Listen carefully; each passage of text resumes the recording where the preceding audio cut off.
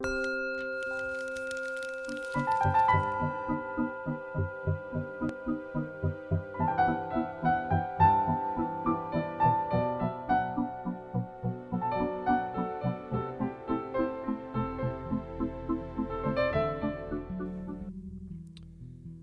name is Michael Erlewine, and I welcome you to another segment of Spirit Grooves. It's a channel dedicated to awareness, becoming more aware. And today we're going to talk about something that's really close to me, which is the idea of having teachers, and teachers as opposed to what are mentors. They're not always the same thing. Mentors and various life experience guides, at least in my life, have been the single most important factor in my spiritual education. Now, this is probably because I systematically have been very difficult to educate, and this started way back at the beginning. In fact, my mom told me that I even played hooky from kindergarten, and that they found me standing at the edge of a construction site, watching heavy machinery, earth-moving equipment. Anyway, so my problems with education go way back, and I have to talk about them a little bit so you can understand where I'm coming from. Now, my learning disability seemed to start when I first went to public school. And the school had concerns about me, about my learning abilities, and they worried enough to call in my parents and talk to them about it. The result of these talks was that I underwent a series of tests to determine what my problem was. Of course, I had no idea what was going on. I was just a little kid. And as it turned out, when the results came back, the test showed the school that instead of being slow to learn, I actually had a high IQ, and the problem was boredom. Not lack of means on my part, but apparently I found the curriculum and the teachers not interesting enough to hold my attention. And I don't remember much of that, but what I do remember, and this is where my memory clicks in, at that time, my true interests were all about nature study. I lived out in the country, the only house between two farms and woods and little quarries and stuff like that. This was in Lancaster, Pennsylvania. Now, bored by school, I could not wait each day to get home from school and to get out into the fields and the streams and to witness what nature was so perfectly presenting to me. And I was all ears. So this is what I was learning. I was fascinated by natural life, but I found the school environment and its teachers somehow suffocating and simply beside the point. Now, there was one exception, and that was in the 4th grade. I had a teacher named Mrs. Althouse, and she was a wonderful teacher, and I responded to her. But, of course, the 4th grade soon turned into the 5th grade, and then there was a mean old Mrs. Ryder who quickly erased whatever gains the 4th grade had accumulated for me, and I was bored again, and my mind soon kind of just glazed over. My point here is that I've had real trouble learning from teachers that I don't respect as human beings.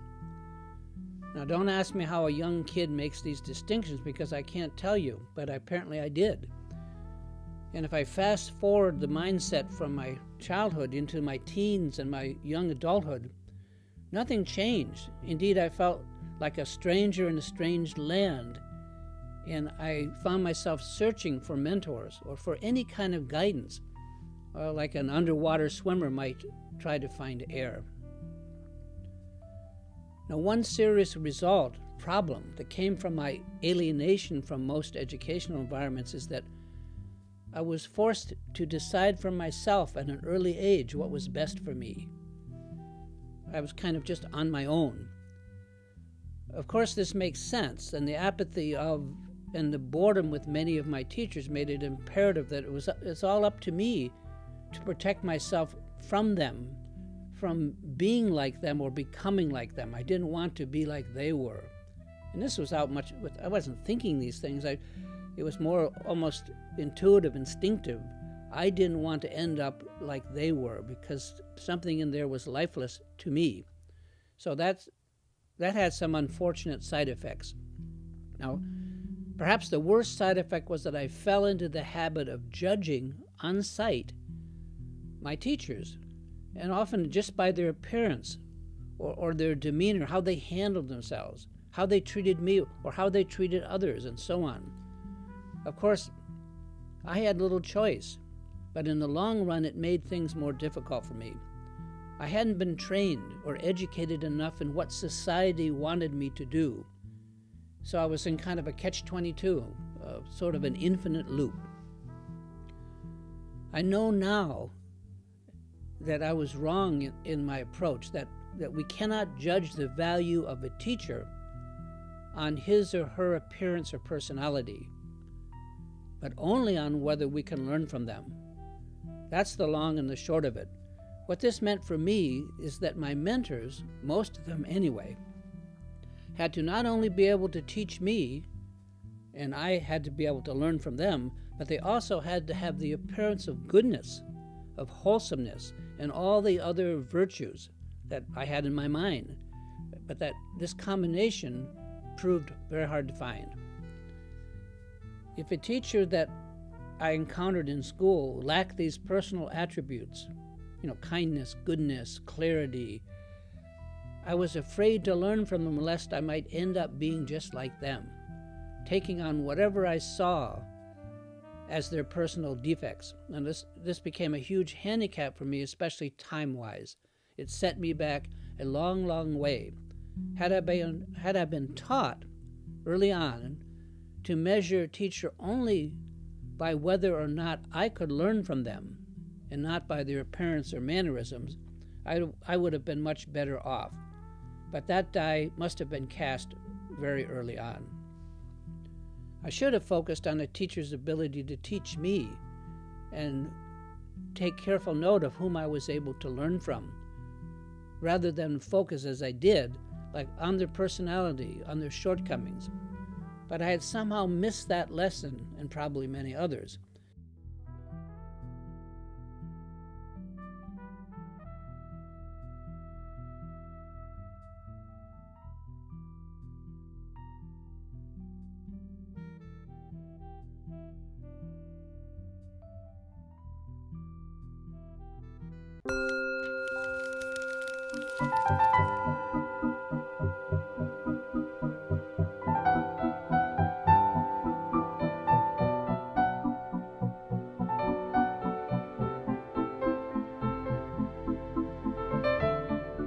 In a way, I was like one of those children you read in stories that were raised by wolves.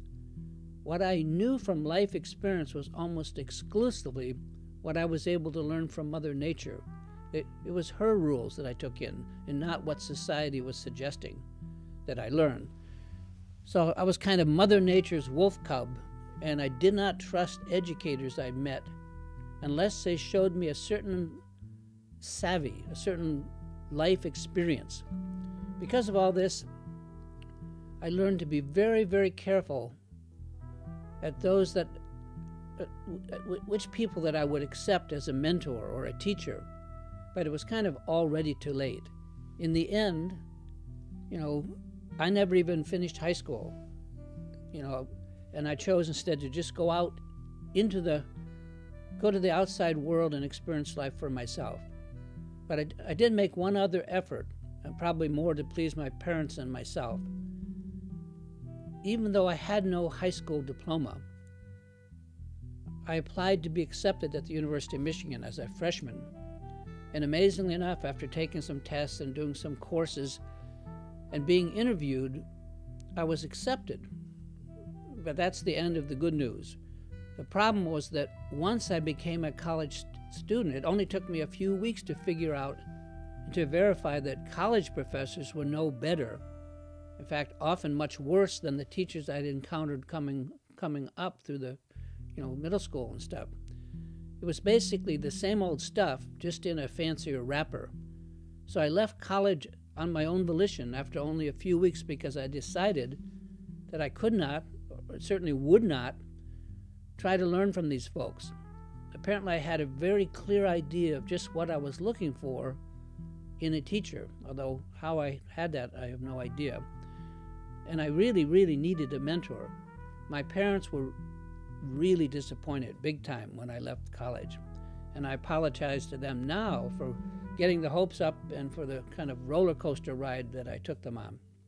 Anyway, that's my background, and I will spare you the details of my journey, how I found life teachers, at least for now, and I'm going to just fast forward to my point here, and that is the value of real life teachers, or what we call mentors, or I guess in Asia they call them gurus, but that's a pretty scary word for most people.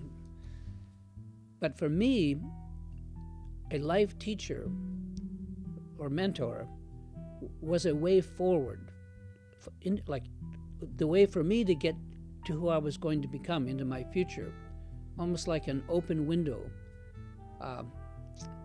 That's one analogy. Life teachers are transparent. I mean, the ones that I could work with, they're transparent so that I can see through their personality instead of focus on it, and see through into not what they are, but what I might become in their eyes. Mentors are transparent despite their appearances. Their personality and behavior is not an obstacle for me. I mean, it didn't bother me, and it does not obscure or constantly demand my attention. I'm not constantly focusing on their shortcomings. And they are also reflective enough for me to see myself in them. When I look into their eyes and through their mind, I don't just see them, because who are they? I wouldn't know. But I would see myself in their eyes reflected in what I could be. That's what a mentor can do. And I have to say that real teachers or mentors can tame us, help us to transform or transmute some of our liabilities or potential into assets. It's kind of an alchemy in the true sense of the word. And the thing I remember most about my first true spiritual teacher is that it was clear to me that he cared more about me than I had learned to care about myself.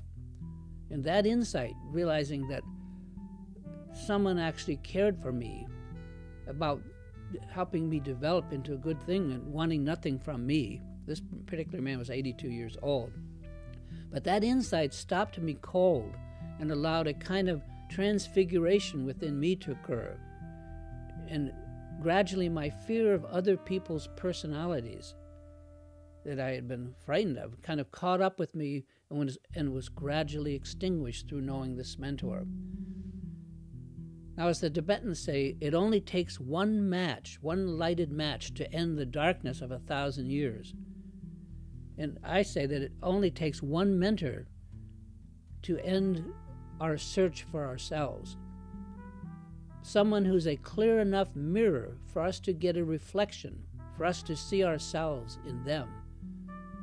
And it also reflects a little bit on the seeker, which would be me. It's like one thing to have a dream of finding a mentor or a teacher, or any kind of dream. It's quite another thing to make that dream come true and to have a teacher actually appear in the flesh within our lifetime, not just be something we wish we had. It's a sign of our good karma that such an event is even permitted. Anyway, having finally found a true teacher in my life, and I've had several, it's like a pebble dropped in the pond. The ripples of that event, of just that one teacher who stopped me, who tamed me, they kind of spread concentrically outward, embracing more and more other people, other situations, with clarity. I became clear about them, and I began to have faith in other people, and of course, at the same time, faith in myself. I feel that many of us in this world today have been waiting, God knows I did, for who knows how long, to be found, waiting to be found and somehow recognized by someone for who we are inside. Without that confirmation, we can wait virtually forever. With that confirmation, we can be empowered to move forward with our own life. So true life teachers and mentors are empowering. And just in closing, I'm reminded of one of my mentors. In this case, it was a poet. He told me, I asked him, probably not in the nicest way, why he had not written any poems lately. And his response to me was, Michael, my best poems these days are walking around. So I hope that you've enjoyed this.